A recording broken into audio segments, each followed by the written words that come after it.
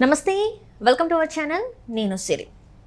శుక్రవారంతో అయితే ఎన్నికల ప్రచారం అయితే ముగియనుంది ఆ తర్వాత శనివారం రోజు అమిత్ షా గారు అయితే ఏపీ రానున్నారని తిరుమల శ్రీవారిని దర్శించుకున్న తర్వాత లోకేష్ గారితో సీక్రెట్ భేటీ కానున్నారని అయితే వార్తలు వస్తున్నాయి ఇందులో ఎంతవరకు వాస్తవం ఉంది అనేది మనకి వివరించడానికి మనతో పాటు ఉన్నారు ప్రముఖ రాజకీయ విశ్లేషకులు కేవీవి ప్రసాద్ గారు నమస్కారం సార్ నమస్తే అమ్మా సార్ ఇప్పుడు వస్తున్న వార్త ఏంటంటే అమిత్ షా గారు అంటే శుక్రవారంతోనైతే ఎన్నికల ప్రచారం ముగుస్తుంది శనివారం రోజు అమిత్ షా గారు తిరుమలకు వచ్చి అక్కడ శ్రీవారి దర్శనం అయిన తర్వాత లోకేష్ గారితో అయితే భేటీ అవుతున్నారు అది కూడా సీక్రెట్ భేటీ అవుతున్నారని వార్తలు వస్తున్నాయి మరి ఇందులో వాస్తవం ఉందంటారా సో వాస్తవం ఉండొచ్చమ్మా ఎందుకంటే ఇప్పుడు ఆఖరి ఘట్టం ఇప్పుడు మొత్తం దేశవ్యాప్తంగా ఎలక్షన్స్ జరిగినాయి కాబట్టి ఇంకా లాస్ట్ ఫేజ్ ఆఫ్ ఎలక్షన్స్ శుక్రవారంతో ముగుస్తుంది సో శనివారం అమిత్ షా గారు తిరుమల తిరుపతి దేవస్థానానికి దర్శనార్థం వస్తున్నారు సో ఆ సందర్భంగా లోకేష్ గారు కూడా కలవచ్చు ఎందుకంటే ఇప్పుడు ప్రస్తుత రాజకీయ పరిస్థితులు కానీ ఈ వైసీపీ వాళ్ళు చేస్తున్న దుష్ప్రచారాలు కానీ లేకపోతే ఎలక్షన్ సందర్భంగాను ఎలక్షను అయిన తర్వాత జరిగిన ఈ యొక్క కొన్ని సంఘటనలు హింసాత్మక సంఘటనలు అన్నింటినీ కూడా పరిగణలోకి తీసుకుంటే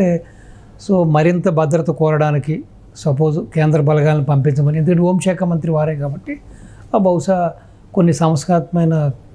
ప్రాంతాలు ఉన్నాయి కొన్ని హైలీ సెన్సిటివ్ కొన్ని సెగ్మెంట్స్ ఉన్నాయి కాబట్టి ఏపీలో సో అక్కడ అన్నింటిలో కూడా ఎక్స్ట్రా ఫోర్సెస్ పంపించమని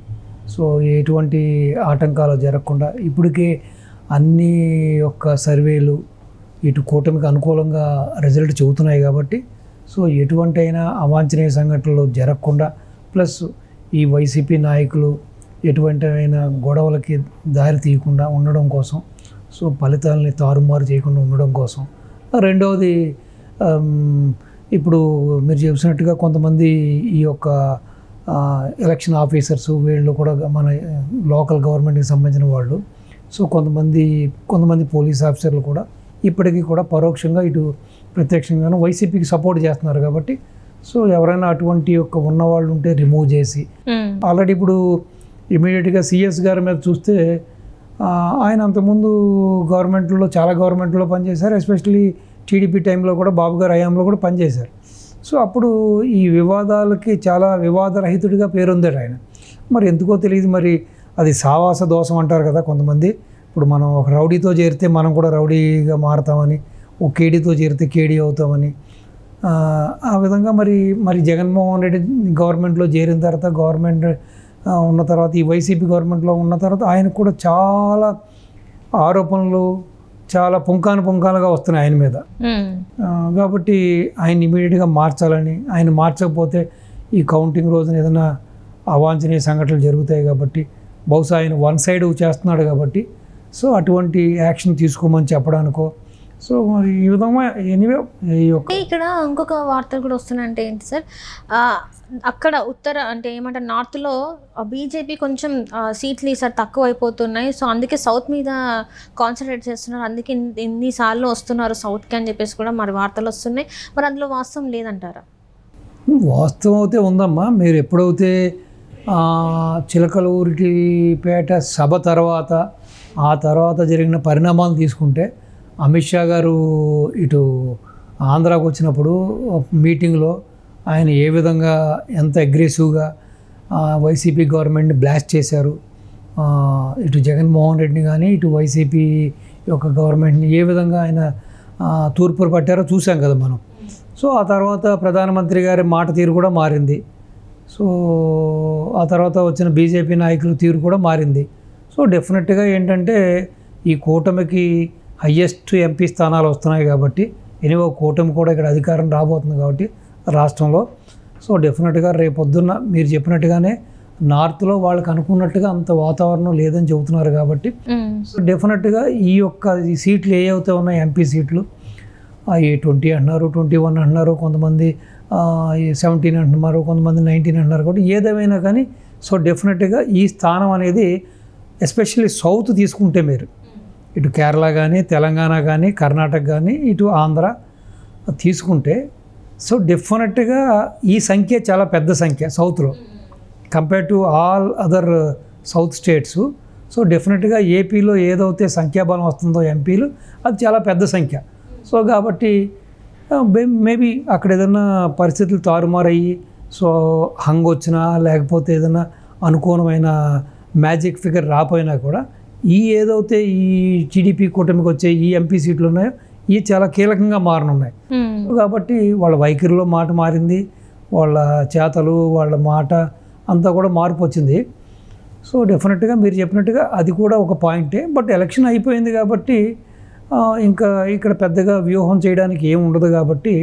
బహుశా వాళ్ళ దర్శనానికి వస్తున్నారు. ఆ సందర్భంగా లోకేష్ గారు కలిసి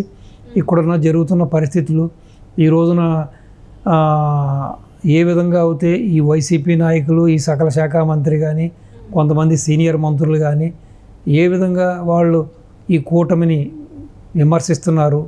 ఈసీని విమర్శిస్తున్నారు, కొంతమంది పోలీసులను కూడా తప్పుపడుతున్నారు. సో నిన్నటి వరకు ఐఏఎస్లు ఐపీఎస్లు అందరినీ వాళ్ళ చెప్పు చేతుల్లో పెట్టుకుని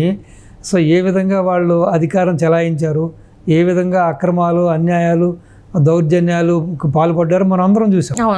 సో ఈ రోజున ఒక్కసారిగా కాస్త ఈసీ కొరడా జూలించడం, ఈసీ కఠినంగా వ్యవహరించడం, సో కేంద్రం కూడా ఇక్కడ ఈసీ ఇమ్మీడియట్గా ఇక్కడ యాక్షన్ తీసుకోవడం, కొంతమంది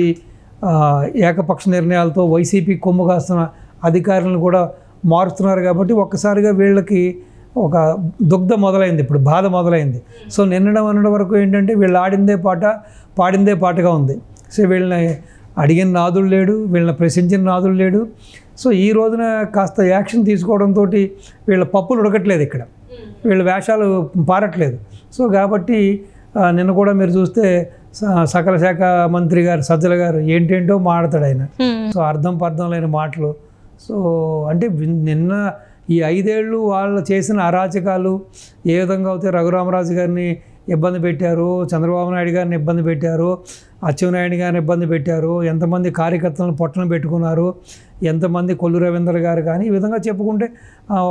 దేవినేని ఉమామహేశ్వరరావు గారు కానీ, ఇటు పులవర్తి నాని గారి మీద కానీ మొన్న కూడా హత్య ప్రయత్నం చేశారు ఆయన మీద. ఈ విధంగా చాలామంది లేడీస్ మీద ఏ విధంగా వాళ్ళ దాష్టికానికి దిగారు,